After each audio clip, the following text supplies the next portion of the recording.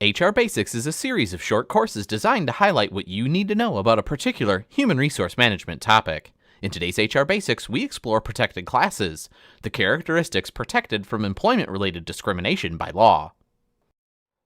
A protected class is a group of people with a common characteristic who are legally protected from employment discrimination on the basis of that characteristic.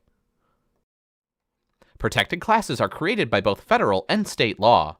For more information about state-specific protected classes, check with your state department responsible for discrimination.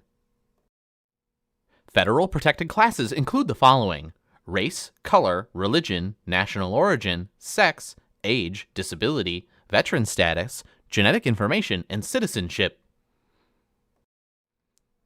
Title VII of the Civil Rights Act of 1964 prohibits employment discrimination on the basis of race, color, national origin, sex, and religion in any aspect of employment, from hiring to firing and everything in between. These traits are also called protected characteristics and referred to as protected classes. Let's define each of the Title VII protected classes. Race discrimination involves treating someone unfavorably because they're of a certain race or because of personal characteristics associated with that race. Color discrimination involves treating someone unfavorably because of the color complexion of their skin. Religious discrimination involves treating a person unfavorably because of his or her religious beliefs. The law protects all people who have sincerely held religious beliefs, ethical or moral beliefs as well. National origin discrimination involves treating people unfavorably because they're from a particular country or part of the world, or an ethnicity, ascent, or they appear to be of a certain ethnic background, even if they're not. Finally, sex discrimination involves treating someone unfavorably because of that person's gender. The Age Discrimination in Employment Act of 1967 forbids employment discrimination against anyone at least 40 years of age or older in the United States. The Age Discrimination in Employment Act, known as the ADEA, forbids age discrimination against people who are age 40 and older.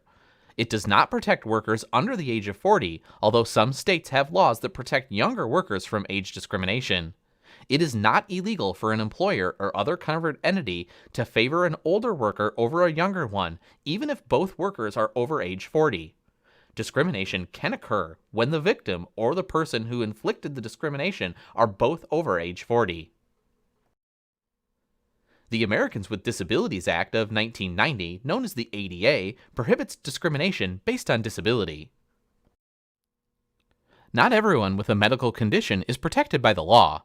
In order to be protected, a person must be qualified for the job and have a disability as defined by the law.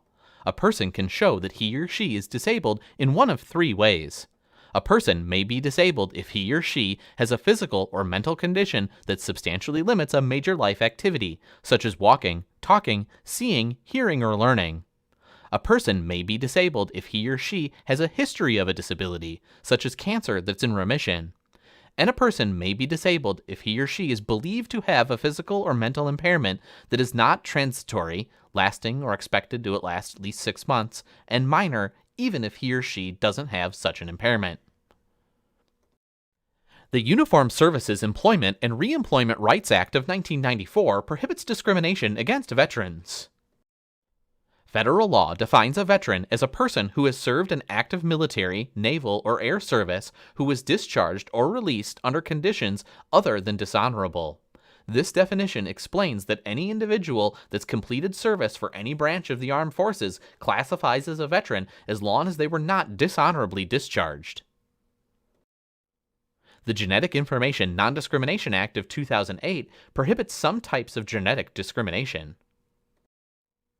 Genetic discrimination occurs when people treat others or are treated differently because they have or are perceived to have a gene mutation that causes or increases the risk of an inherited disorder.